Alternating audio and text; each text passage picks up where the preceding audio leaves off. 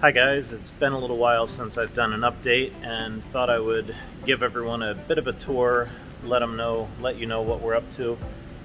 Behind me here, we have our humble little bathroom, and this bathroom has been constructed just for minimal purposes here, toilet and sink, and then outside of it, we're gonna have a laundry tub. Oops, sorry about that.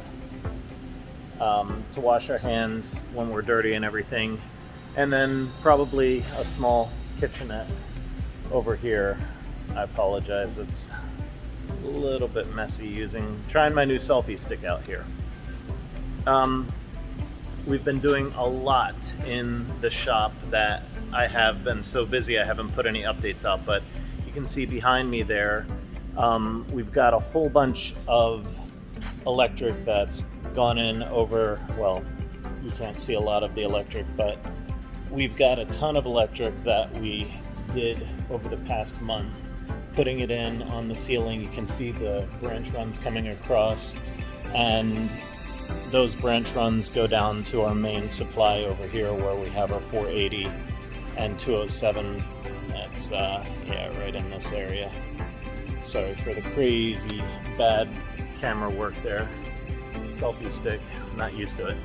Anyway, we are running the first branch run here for the two CNC machines.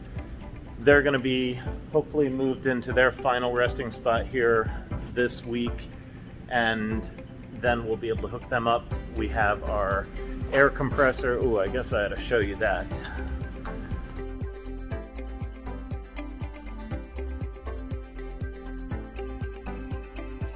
We have a California Air. It's known for how quiet it is in operation, so this will run off of, here it is beside me. It's not in its final spot. We're not going to have it here by the door. That would be way too cold. We'll probably put it over here in the corner. There we are. Nice and warm by the electric, and then a quick run to the 240 volts that it needs. But we're doing so much stuff. The wall was built, and it's like, oh gosh, I don't know, 16 feet tall.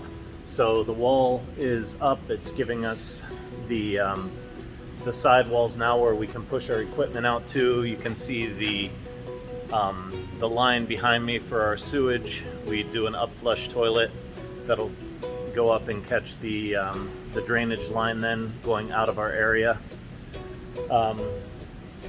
So the water, the sewer, the air is going to be a couple weeks yet, maybe 2 weeks out. I'll get up and start working on that after we get the electric hooked up. The racking behind me, you can see we've removed two of the sections. They're 10-foot sections, so we've removed 20 feet of racking. We still have another 6 segments to go, but we've got to finish reinforcing the big, huge wall behind me and getting that wall set up just so that it doesn't become unsafe when we remove the racking, because that racking was what was holding that wall up. So we've got to remove the racking. That's a big job and going to take quite a few hours to get done. But we're able to start working on the other side of the shop now, moving the CNC machines into place. I'll move the other smaller mills and lathes into place. And then we'll begin doing branch runs to those, getting air and power to those machines in their dedicated and permanent spot. I would imagine we'll probably have the two CNC machines over on the one side with, I don't know, maybe we'll just put all of the mills over there on that side, and then have lathes, and maybe I'll do the horizontal mill on the other side along with bandsaw and stuff like that. I don't know. It's not that the smaller machines are so, whoa, sorry about that. Smaller machines are so easy to move around. You just get them on the forklift and you can move them pretty easily. It's the big, huge CNC machines that are really, something you want to plan out and do carefully, because they're 10,000, 12,000 pounds. So I want to get those into place ASAP, and then we can move the other stuff around them as we feel necessary. You know, maybe we'll move things around a little bit here, a little bit there, just to see what feels right and what flows well. We're trying to do, shout out to New York CNC and Pearson Workholdings for the videos they're doing on lean workshop and lean principles, lean, I don't know, just the shop techniques and the way that they run everything. We would love to start doing that here. So my goal will be to get Harmony Turbines set up with as many lean principles as possible and have our shop functioning from day one as efficiently as we can. Whether or not we pull that off, remains to be seen. I'm sure lean is a work in progress. You work on it every day, you improve every day, and all the little tiny steps add up to big improvements by the end. So, I apologize for not getting updates out over the past 2 weeks, but we've just been so busy with everything going on here. And it's crazy how much work there is just getting the shop set up, because if you recall my videos 2 months ago, 3 months ago, when I looked at this place, it was just a big empty hole. There was no electric out here, no water, no sewer, no bathroom, no dedicated lighting. There was, did I say no walls? That's one of the most important things. There were no walls. So there's really nothing to back your equipment up against and run your electric off of. You're just thinking of, how do I dangle the electric down from the ceiling, and how crazy expensive is that going to be? It just, the whole concept of doing all of your electric from the ceiling would be insanely expensive for a new startup company like us. So getting these walls completed, that was primary. We needed to get the walls completed, close the area in, and then we could start looking at doing our branch runs on the walls, getting everything set up so that we can have proper placement of our equipment up against the walls, and then put our workshop tables and welding and fabrication sort of in the center of the shop. And we're going to go with that as our initial shop setup and see how that works. So the real goal here, get the shop finished. We're hoping to get it finished here within the next 3 to 4 weeks, so that we can get it all set up, get the equipment running, and then get back to fabricating and finishing the prototype. I know we pushed the pause button on the prototype. The 1 kilowatt prototype is our huge goal here that we want to have completed as quickly as possible. But while we're sort of at the mercy of the contractors coming in and doing work, and the landlord working with us to get the walls built and the bathroom completed, it's, we have to be forgiving and we have to be gracious to allow them time to do their work without pushing things into a bad state. So really it's about working with our new family here, and the neighbors we have around us are great. The landlord's great. We're just trying to get done with the construction phase so that we can finally begin working. I didn't really think about it, because being new into business like this, and having a company and having a huge, beautiful space like this, you don't think of all the little things that go into it. But really, until these walls were done, until the electric's done and the water and sewer and everything is done around us, you can't be productive. You can tinker, you can mess with machines, you can figure out if this machine's working or that machine's working. Maybe you can rewire some machines to run on 480 instead of 208, but you're not going to be productive. You're not going to be able to do that productive work that you need to do. I mean, heck, my tables right now, our tables are upside down on top of each other just to save space in a lot of cases.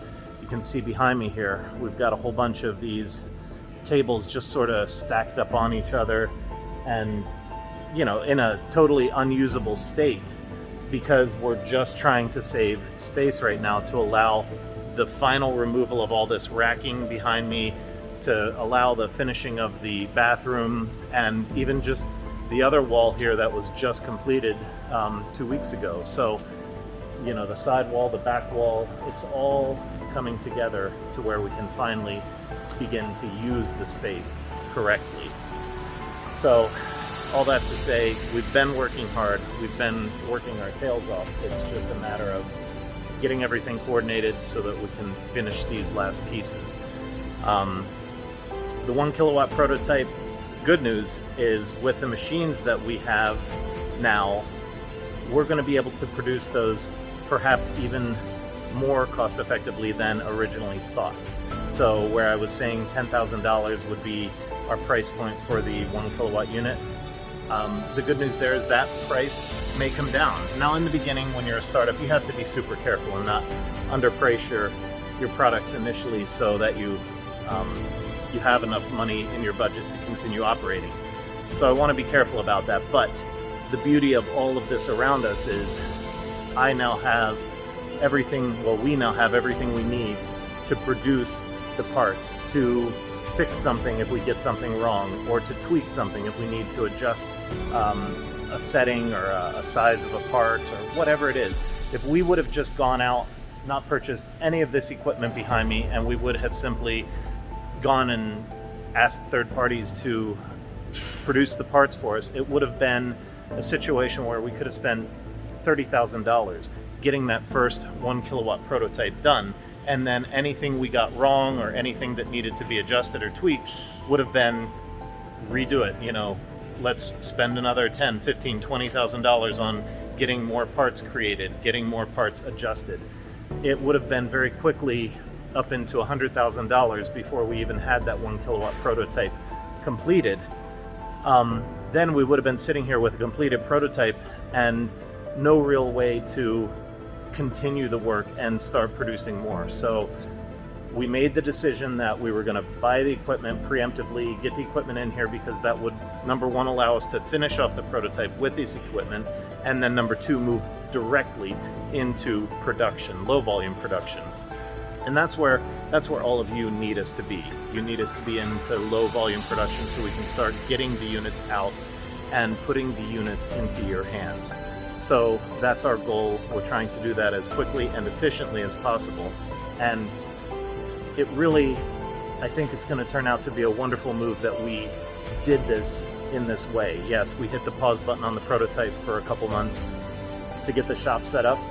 But I think in the end, when it comes down to it, we're going to have all of the equipment necessary then to go right into production. And that's the most important part right here. So bear with us. You've been gracious thus far, and I thank you for that. We thank you for that.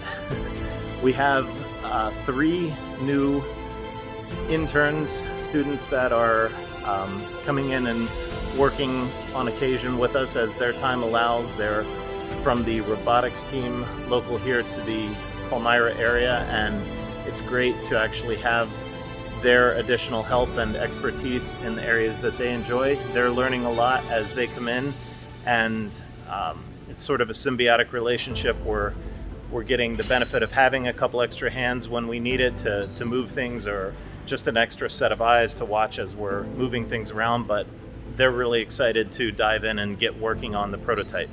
So we're trying to move as quickly as we can and make that happen, because at that point, when we start to get into finalizing the prototype, then we will even look at hiring full-time help to move us to the next stage, to get us to the next stage.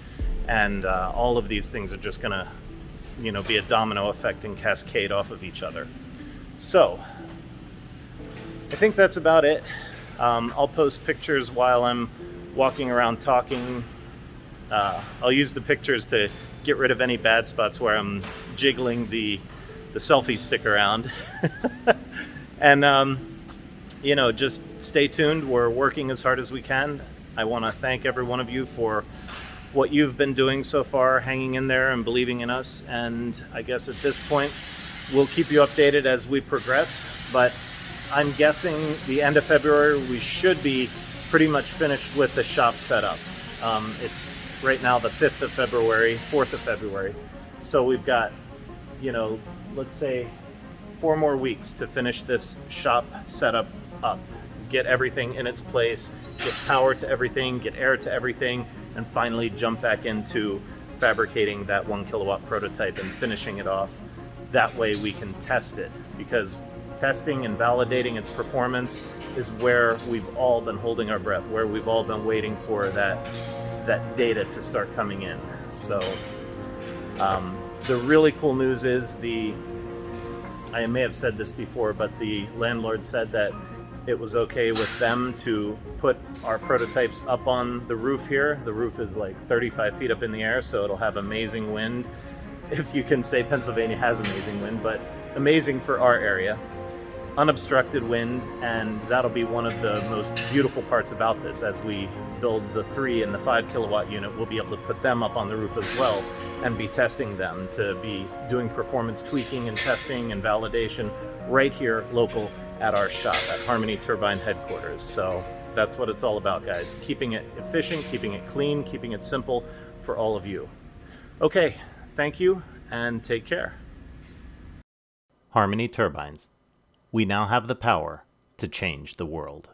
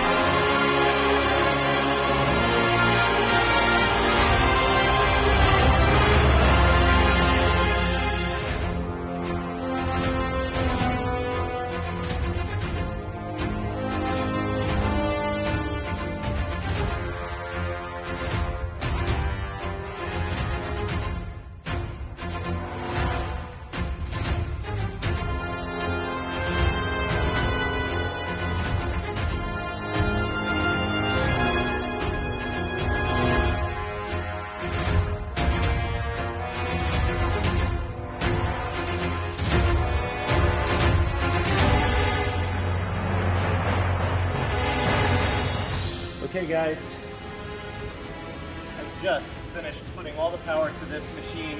I'm sorry I didn't get video, but I powered this one up 2 days ago to test it, but I'm now gonna power this one up for the first time and show it to you. Hopefully there's no smoke.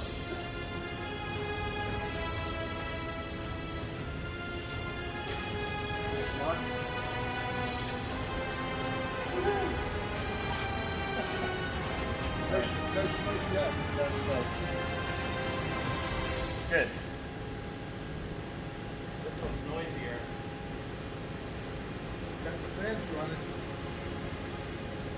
It's a big fan, whatever's running back there. What is it? A bigger fan, whatever it is. This is my buddy Terry. Oh, is he in frame? Okay. Terry is an investor. I can't wait to program this thing. Yeah, you're not going anywhere near it. Oh, okay. I'll let you play with it. Alright, and this is like the other one. It should be literally hitting home in this Kindle should go up. Good.